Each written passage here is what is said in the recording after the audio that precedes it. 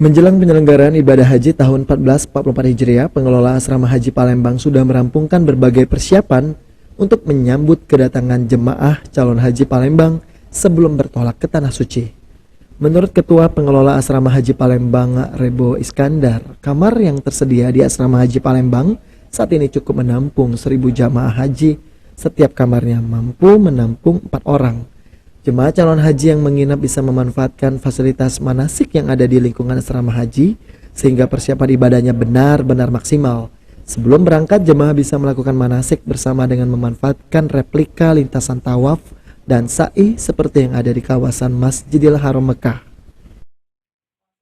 Tahun ini siap dan insya Allah lebih siap. Ada berapa kamar nih Pak?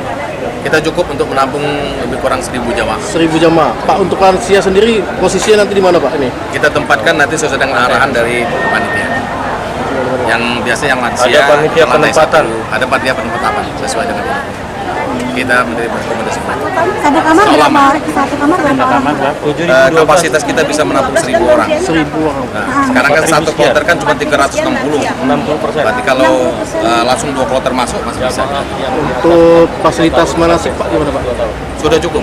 Kita paling terlengkap sampai ke di belakang sampai ke bokap kan terjadi penumpukan masa pandemi.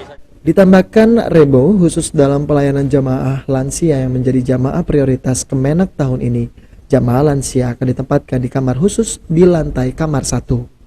Aji Delia, PAL TV.